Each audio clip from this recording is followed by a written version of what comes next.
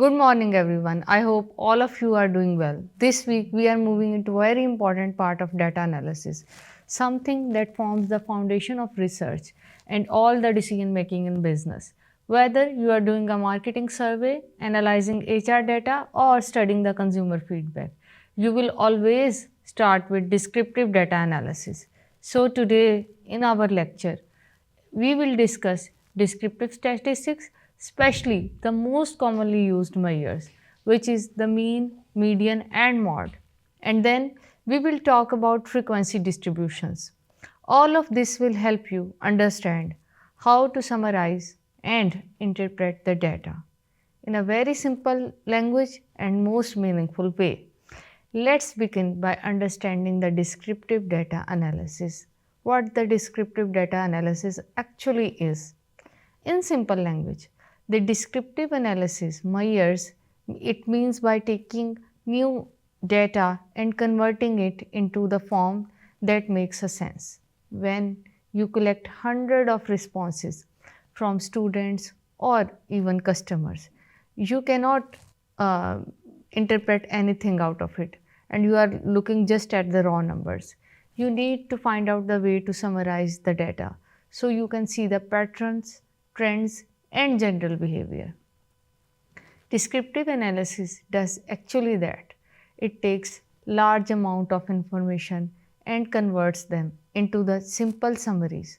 These summaries help you answer basic questions like what is the average, what value occurs most often, how are the responses that spread out, and what does the data generally look like.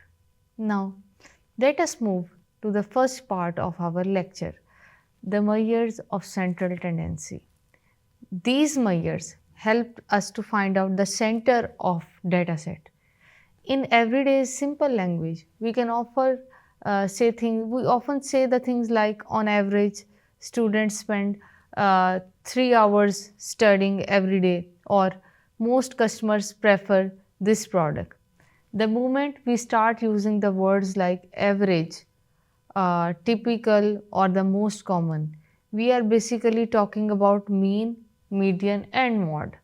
Let us begin with the mean.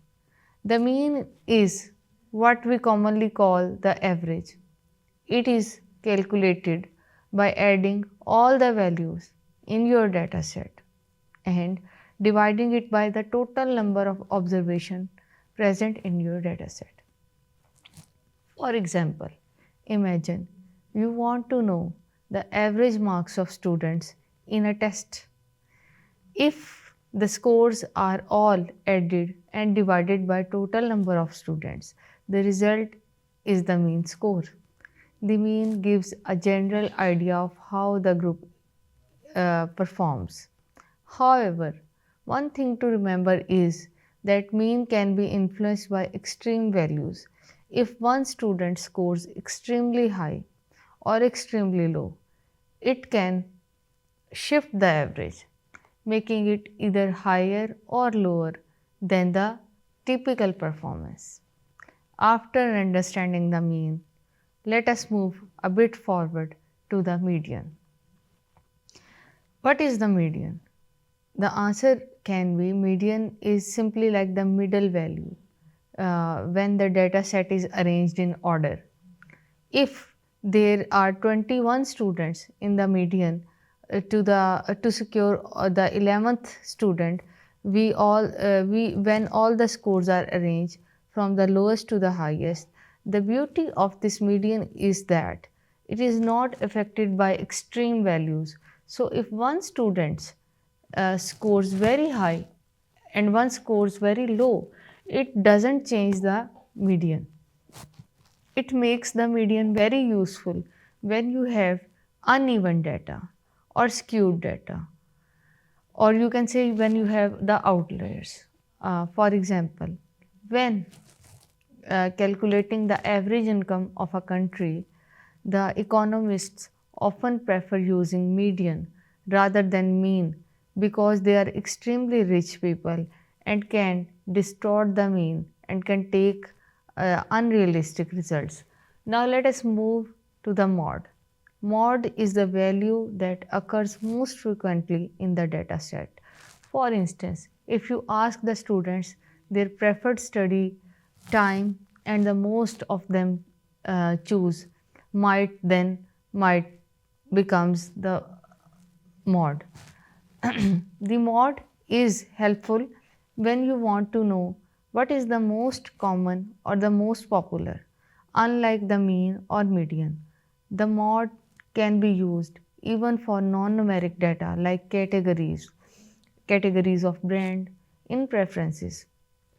For example, if you want to know which mobile brand is most commonly used, mod is the right statistical choice for you. So, after understanding the mean, the median, and mod, let us shift our focus a little bit to the frequency distribution. Frequency distribution simply tells on how many times each value or category appears in the dataset.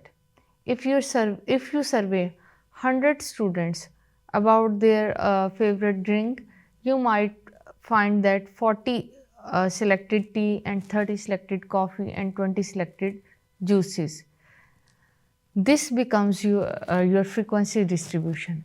If it answers the questions like how often does each response occur, frequency distributions help you see the shape of your data. This show which values are most common and which are less common, and how the responses spread across different options. When you convert your raw data into a frequency table, the data becomes easier to understand, compare, and analyze.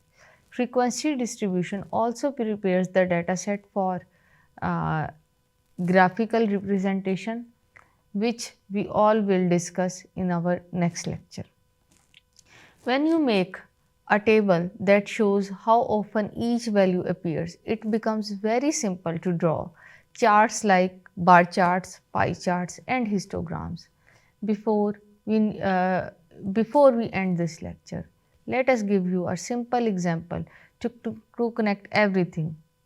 Imagine that you conducted a survey asking the students on how they study per day, how many hours basically do they study per day. After calculating the data, you want to summarize it. First, you can calculate the mean to know the average study time. Then you can calculate the median to see the middle value to understand the typical study behavior. You might also look for the mod to find out which study duration is most common. And after that, you can create a frequency distribution table to see how many students study for 1 hour, how many students study for 2 hours, and how many students study for 3 hours, and so on. Just by doing these few steps, you can suddenly understand the entire data set clearly. So today's lecture gave you the foundation basically uh, of these things.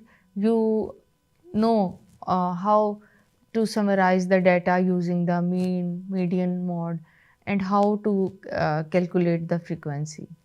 In our next lecture, we will move to visualization techniques and cross tabulations, which will help you bring numbers to life. That is end of our today's lecture, and we will be moving forward to the next lecture. Till then, take a short break and take good care of yourself. Allah Hafiz.